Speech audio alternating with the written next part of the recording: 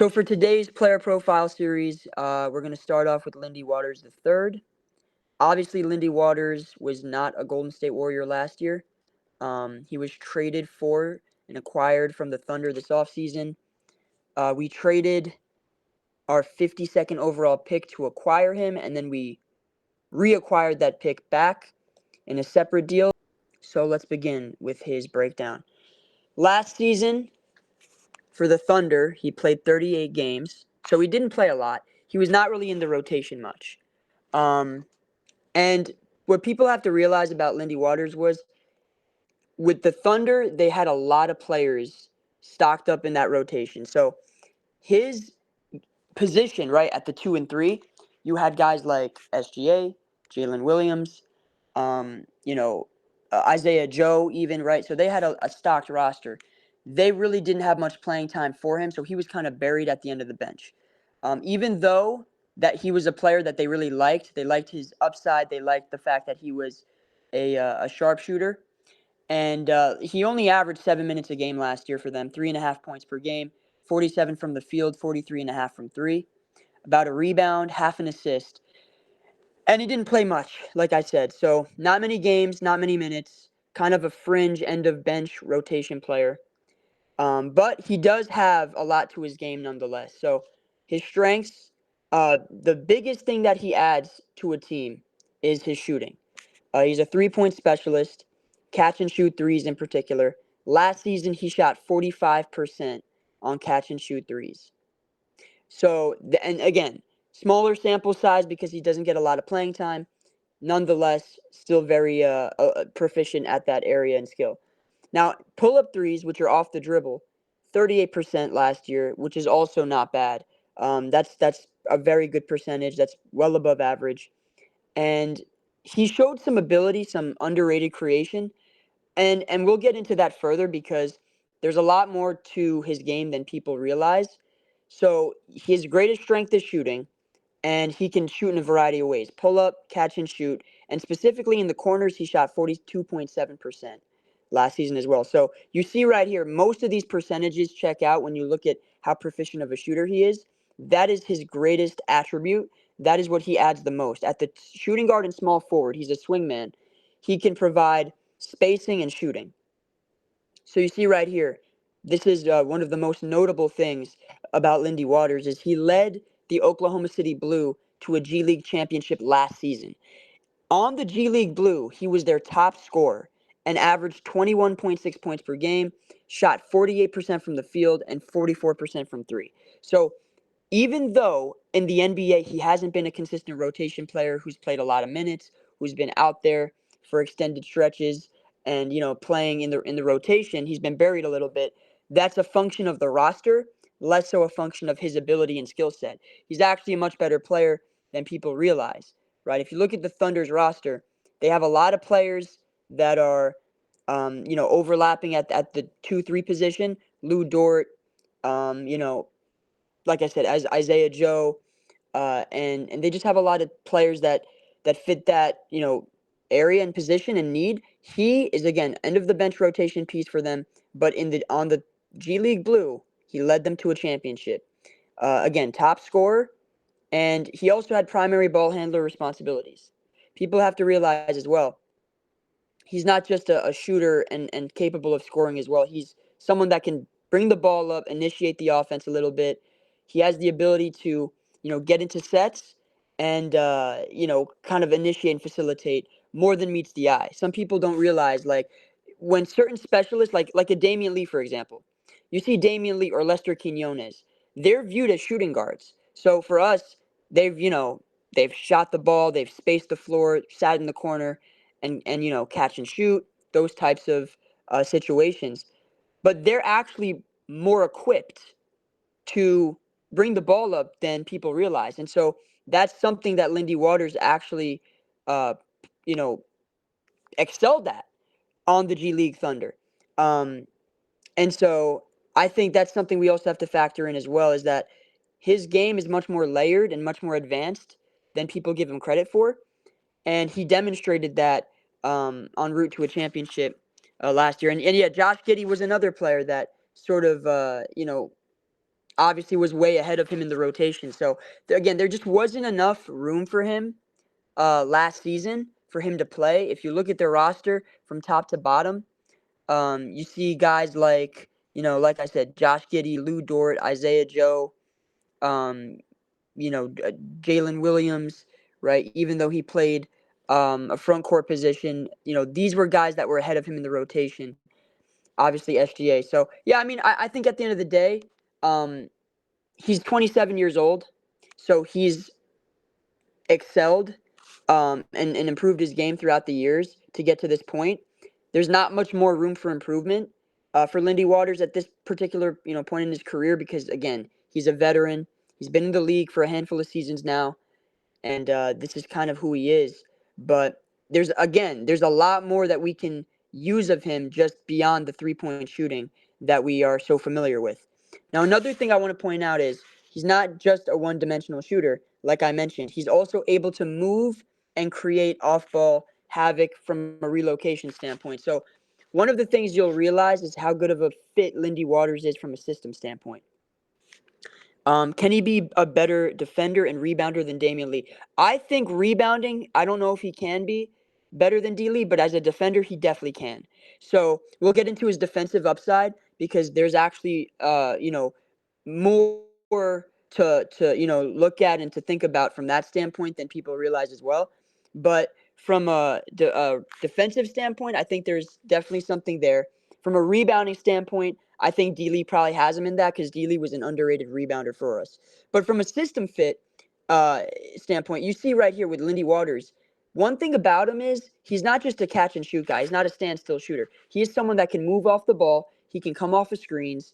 He's capable of playing within the system and the flow of the motion offense. And that's something that some people may not factor in when discussing certain players is like, how good of a system fit are they?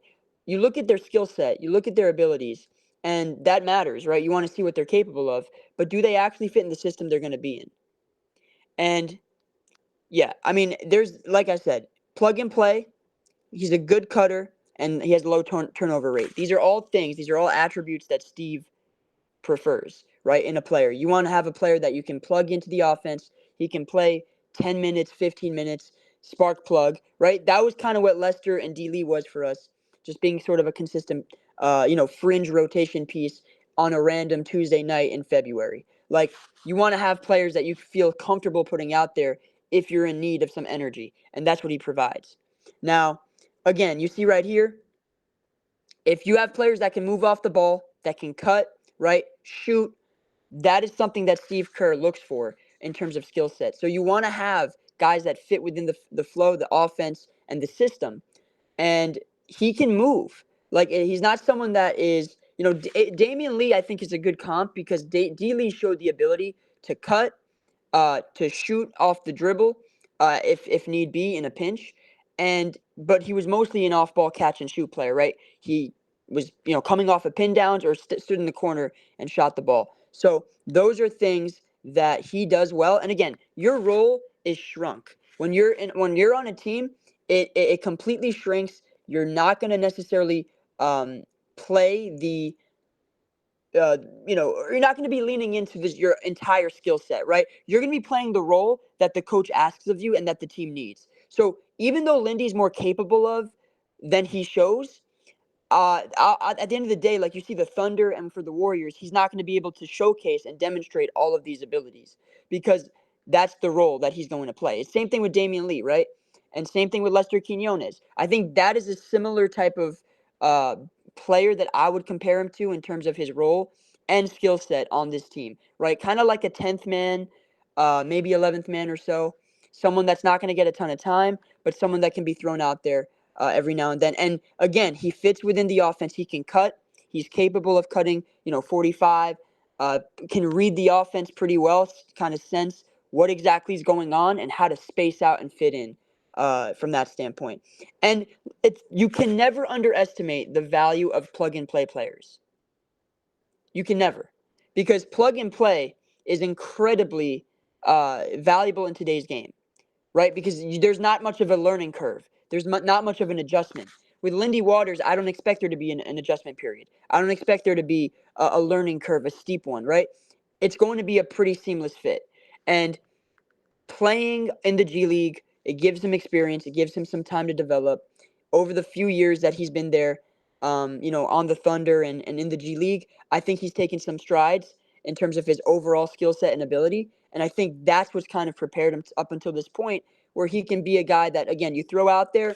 Maybe, Pods is struggling on a night. Maybe Moody's out with injury. Maybe Buddy Hield, his shot's not falling. You could throw Lindy Waters out there and say, let's see what you got. Let's see if you can hit a couple shots, maybe rebound a little bit, and give us some energy and a boost. So that's really what I'm looking at from that standpoint. And then, like I mentioned, man, cutting is such an integral part of the system that we run, because if teams are top locking, or they're cutting off the off ball motion, the off ball actions that we like to run, you have to have counters. And one of the counters you can have if teams are taking away your three is you can cut, right? You can cut backdoor, you can 45 cut, you can find baseline cuts. There's ways that you can counter the defense and find ways to excel within the flow of the offense. And it makes you dynamic. It keeps the offense moving. It keeps the ball moving. It keeps player movement alive. That's what you want to see. And low turnover rate is huge. Steve Kerr doesn't like to play, personnel that may turn the ball over, may be prone to mistakes, live ball turnovers, right? He likes ball security and a steady hand. And that's one thing Lindy Waters provides. He provides ball security, steady hand. He's not going to be, loose with the basketball necessarily. He's not going to throw errant passes and, create havoc and turnovers and be a high mistakes player. He's going to be a player that's, kind of low turnover, takes care of the ball, and is not really high usage either. So because he's not high usage, he can fit also really well, because those are the types of players Steve also tends to lean towards as well. Now, continuing on with some of his strengths, one of the things that he's improved at over the years is his defensive prowess. He's a very solid defensive player. He has the agility of a guard and the length of a wing. So Lindy Waters is a legit 6'6". He's not a 6'4", 6'5" guard. He's 6'6". He's a tweener. He's a swingman. He's between a guard and a wing, but he's got the length of a wing. Now, there's some disparity of what his wingspan is. Some reports will tell you it's around 6'7". Some will tell you it's around 6'9". But regardless, he does have a positive wingspan. He does have length. And one thing that he does, right, with that wingspan and that length that he can provide, is he gets into passing lanes regularly. He can disrupt plays. He's active, and you can throw him in pesky defensive lineups that are out there like next to a GP2. Maybe he can be out there at the 3 for spacing and provide like extra defensive presence, because his ability to kind of read plays, create havoc, hustle, those are all things that are valuable in a player like that. So that's one thing I look at is, can a player, rotate off the ball? Can they close out on shooters? Are they disciplined? Do they play textbook defense? And I think Lindy Waters checks all those boxes. And like I said, he's active, right? You don't want players who fall asleep, who take defensive possessions off. You want players who disrupt, who are reading the defense, or reading the offense and making sure that they're able to make an impact from that standpoint. He gets into passing lanes. You want to have guys like that, right? That can read the play before it develops and be able to anticipate, their role on the defensive end. Because, you can switch him onto, mostly 2s and 3s. And I think one of the other things that's underrated is his ability to, kind of be a little bit more versatile positionally defensively, right? There's not a lot of – Damian Lee could not guard point of attack. Lester Quinones was good at the point of attack, but he really wasn't equipped to guard threes. So there were some positional limitations with those guys. I think Lindy has a little bit more positional versatility than they do. So that's another thing that I would point to when it comes to his defensive upside from that standpoint. Now, as far as weaknesses go, there's definitely some that, you could name. Obviously, he's a fringe rotation player, and he's not someone that gets a ton of minutes for a reason. So there's obviously some areas to his game that he can improve on and definitely excel at over time, potentially. Given, playing next to Steph and Draymond and under Steve, I think there's things that we could point to. First is he struggles with consistency. Shooting variance is one of the issues, because when you're so dependent on your shot and when you lean into shooting so much, you may be prone to hot and cold stretches. And I think that is one thing that a specialist may struggle with a lot. And that's one thing that I've seen, Lindy over time, something that he can improve on is not being as reliant on the 3-point shot, finding ways to attack closeouts, punish the defense, put the ball on the floor, and attack. Because when again being so reliant on the 3-point shot, there's limitations to your game that you may not be able to break the defense down as consistently. You may not be able to excel in other areas of the game, and you become more predictable. The defense has a much lighter scouting report. They don't have to worry about you as much if you're less dynamic. So you want to be less predictable, and you want to kind of add more layers to his game. I think he demonstrated that on the G League Blue to their championship run. However, like I said, in the NBA, you're just not going to be able to demonstrate as much of that skill set as you would in a G League situation. Now, again, less well-rounded game. That kind of goes hand in hand with what I said earlier, right? His game isn't necessarily well-rounded. He's not someone that's going to, points, rebounds, assists, stocks. He's not going to necessarily put up a lot of those. He's someone that's going to hit a couple shots. He's going to move off the ball. He's going to provide spacing. And that's basically the general strengths of his skill set. He's not someone that's going to provide multiple, areas of the game, a lot of value on, when it comes to rebounding or playmaking. That's just not what he does really well. 82% of his field goal attempts were on 3-pointers. So 82% of his shots came from the 3-point line. That is a lot. When you talk about like someone that's very high volume when it comes to shooting, that is a player that you want to point to when it comes to, okay, that's a specialist, right? Damian Lee was very similar. I don't even think D Lee was as high as Lindy is. So that's another thing that I would look towards is how can we find ways to, improve and expand his game beyond just the 3-point line? Because, again, there's much more to his game than I think people realize. But there has to be a way to, make and maximize that, right? Make that apparent. And we have to lean into his other skill sets beyond just shooting. Um, that's a very high percentage. That's 4 out of every 5 shots. So how can we maybe get that to 3 out of every 5? Maybe get him a back cut, or maybe run a play for him where he can be a secondary playmaker and move the ball. I don't want him to just be regulated to a standstill shooter and be less dynamic from that standpoint. I feel like there's much more to his game that we could kind of expand and showcase than what's led on. And so yeah, consistency is a big thing. I mean, you see with Damian Lee, right? D Lee didn't always see on-court playing time, and he wasn't necessarily playing consistent minutes because he was inconsistent with his shot. So there were times that D Lee was out of the rotation for that reason as well. The biggest negative with Waters is he's 27. He's a finished product. I agree with that. I think he doesn't have a lot of upside and a high ceiling from that standpoint. Although I do think there's parts of his game that are untapped.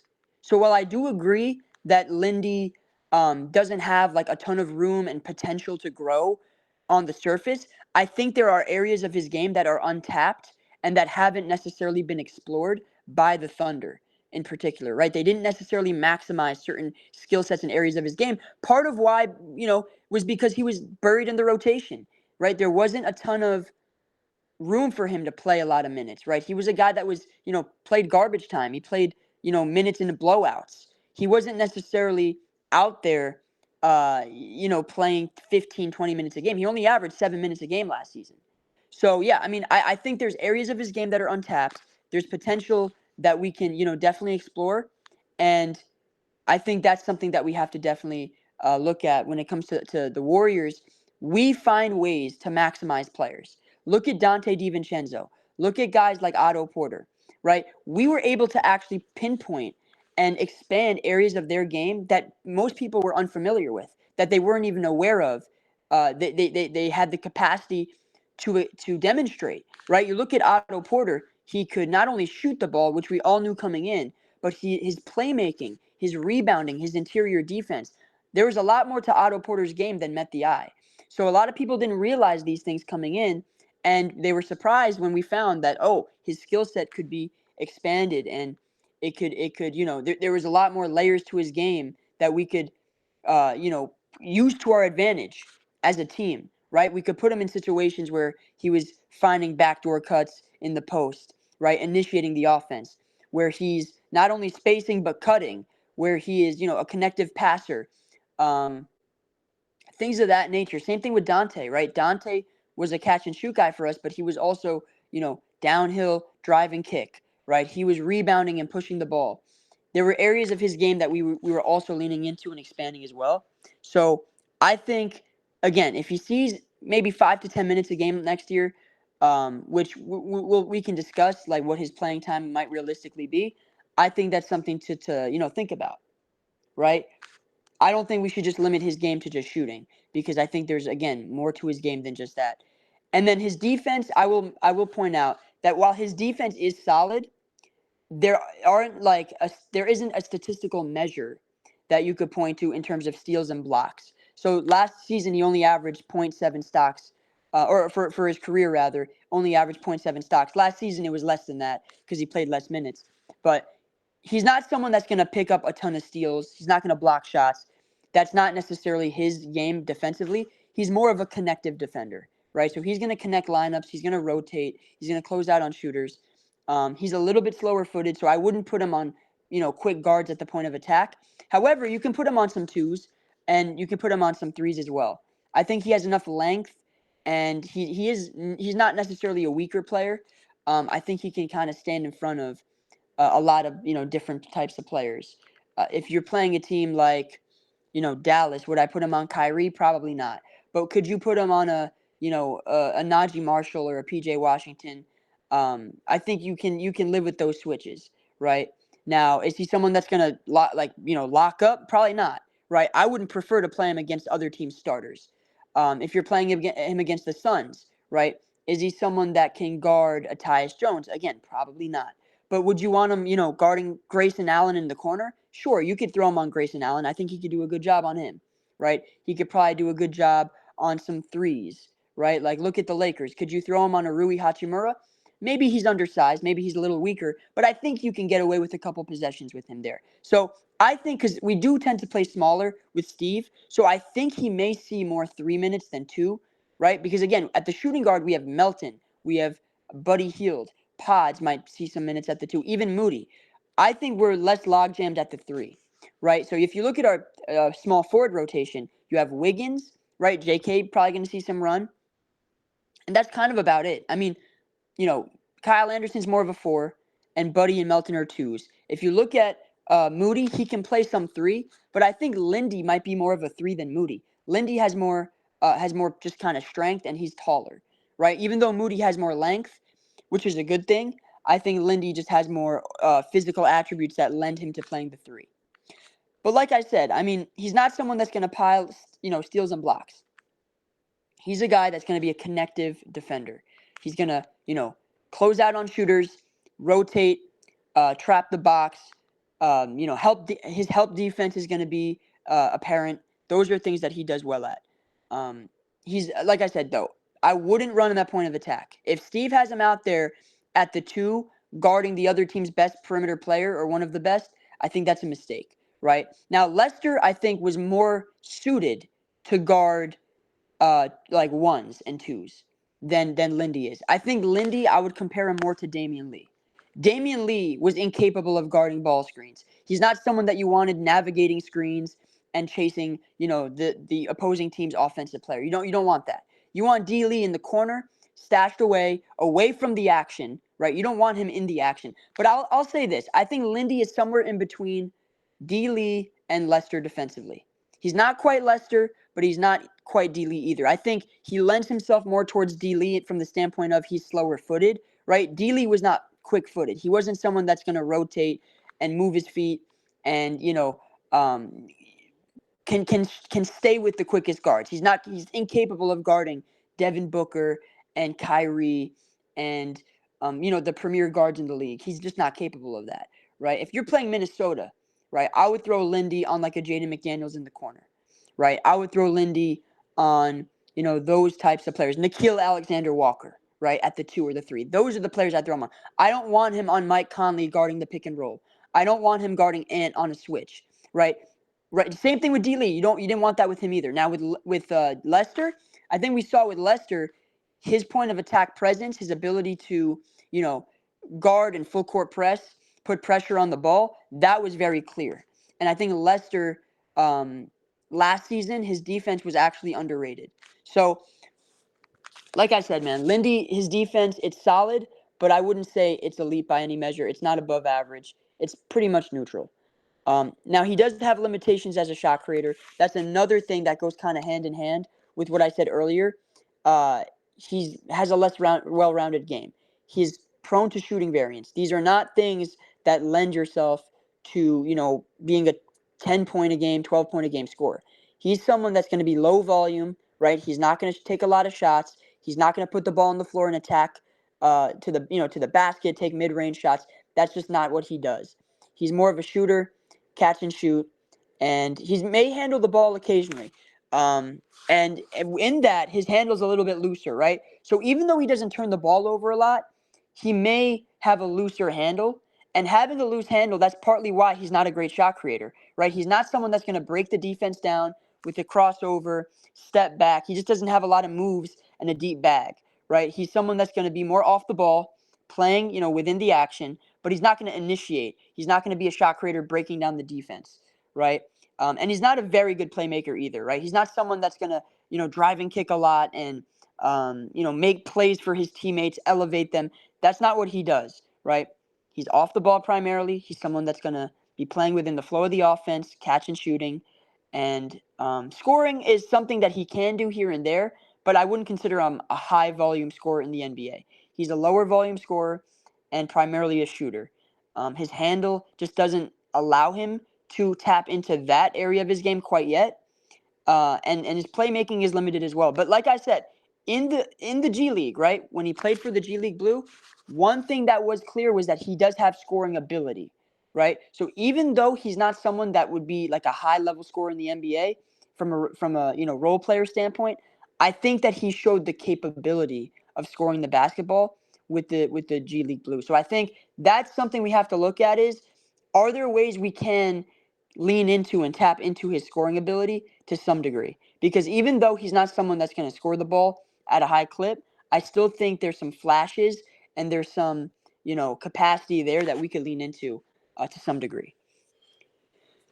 Now, I will say, when it comes to expectations, I don't think they should be that high. He'll probably have impact as a 3-and-D player. He's an experienced depth piece, right? Someone that's played, minutes in the league before. He's played for the Thunder for a handful of seasons, so he has that experience.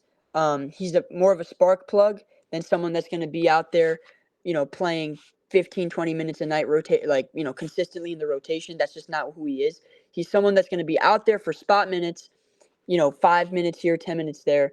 And he's going to be a spark. He's going to be someone that, provides energy, provides a little bit of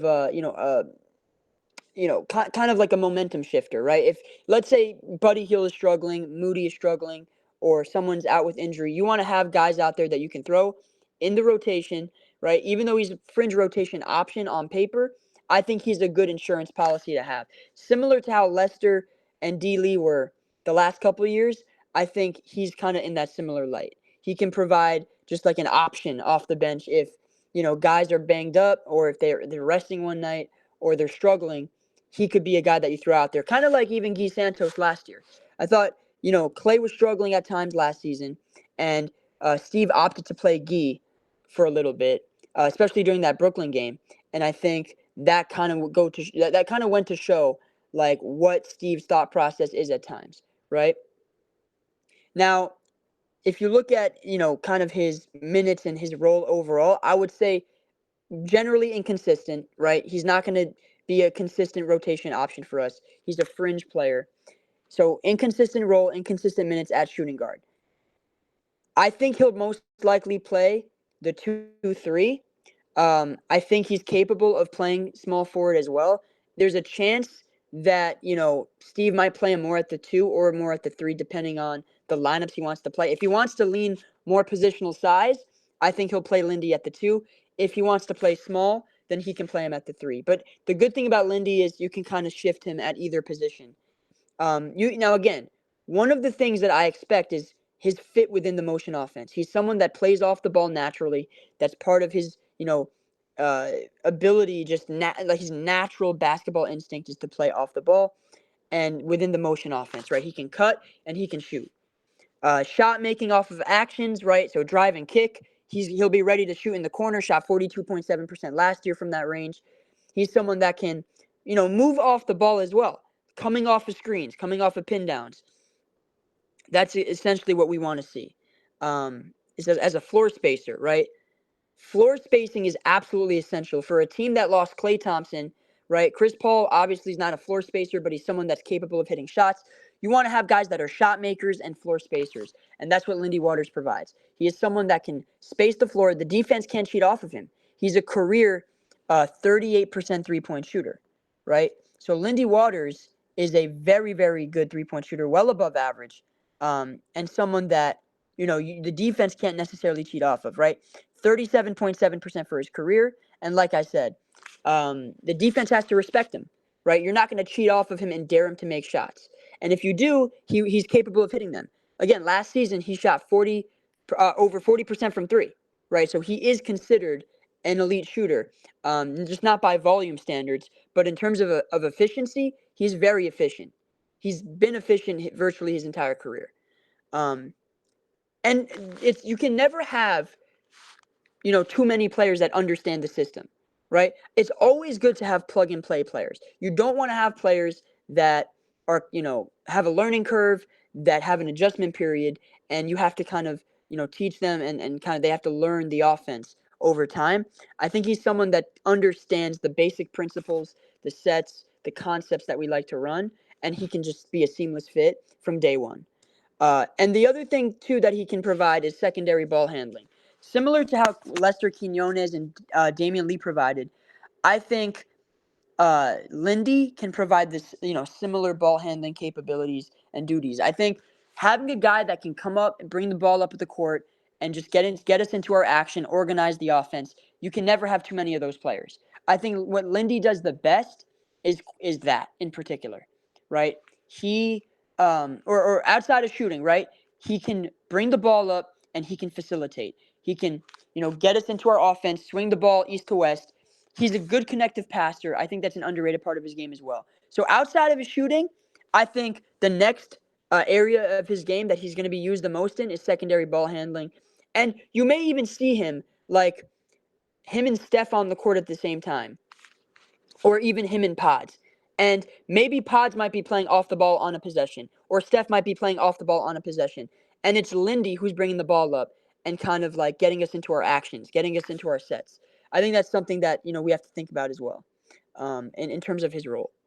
The other thing I'll say is, from a defensive standpoint, he's not someone that's going to be guarding point of attack, like I said earlier. He's not going to be someone that's going to be switching on to big wings, or, he's not necessarily going to guard 3-4 positions, but he can guard a couple positions, and I think he'll be a net neutral defensively, right? We just expect him to kind of hold serve and not be a negative. I don't think he's someone that will be a negative on that end.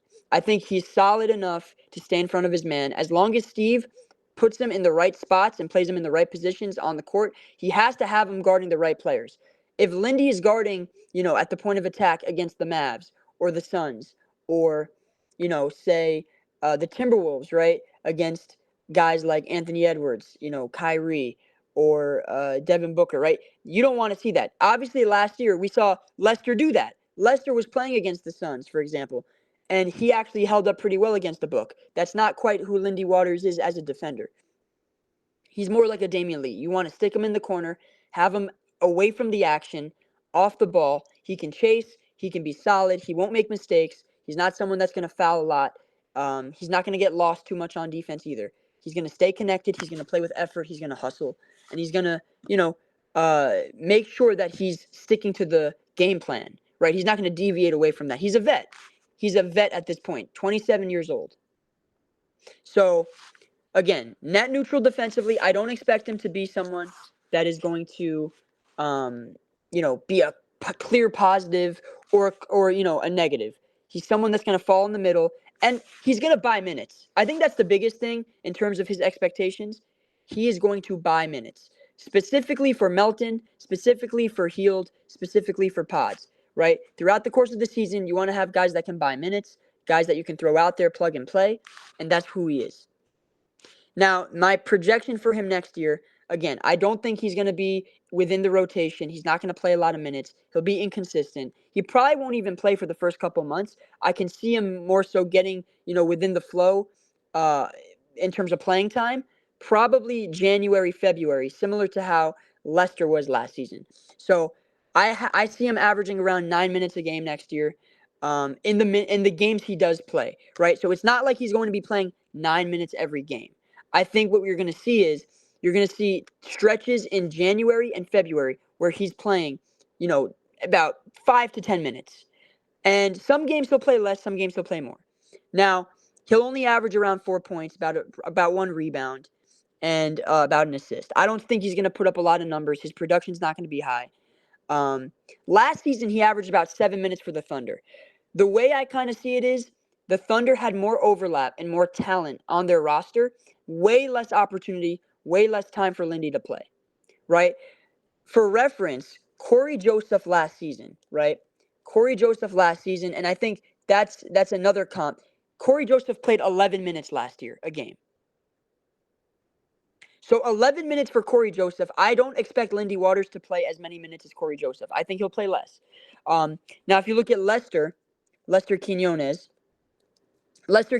last season, he played spot minutes, right? Lester played last season 11 minutes a game as well, 10 and a half minutes. So Corey Joseph played 11 minutes. Lester played 10 and a half minutes. So I think Lindy's going to play just under 10. Okay, he'll play around 9. Again, the way Mike Dunleavy described him was a capable fringe rotation option. So they view him as someone that can play within the flow of the system, in spot minutes. He's not going to be a liability. He's capable of being on the court. I think 8 to 10 is a fair range. Now, again, 4 points, 1 rebound, 1 assist. I think his field goal percentage will be around 44%.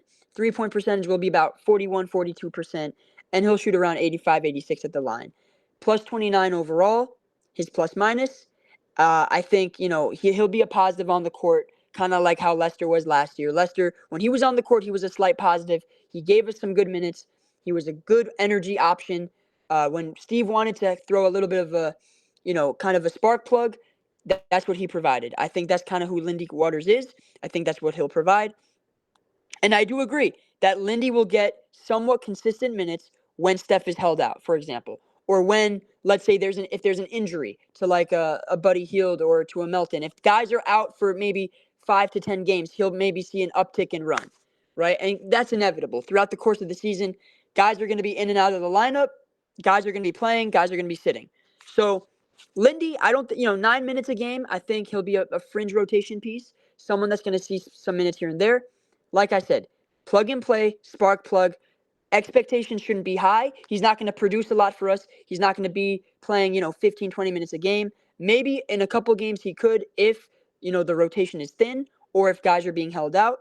But outside of that, I expect him to be an efficient 3-point specialist, someone that can shoot the ball, someone that can provide some solid defensive effort, and somebody that can play within the flow of the offense, understands the system, and understands how to play Warriors basketball. The Warriors have had their eye on him for a long time. Mike Dunleavy said that he's been on their radar for a while, that he's someone that they've liked and looked at for a few years now. So Lindy Waters III, I expect to be a solid player for us, and I expect him to, be efficient and be unselfish. He's a good teammate. He's a great locker room presence. He's 27 years old. He's been around the NBA, been around different locker rooms, different players. So he's not necessarily, inexperienced.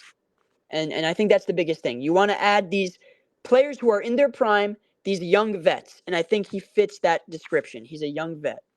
So that's the player projection for Lindy Waters, and that is the player profile for Lindy Waters.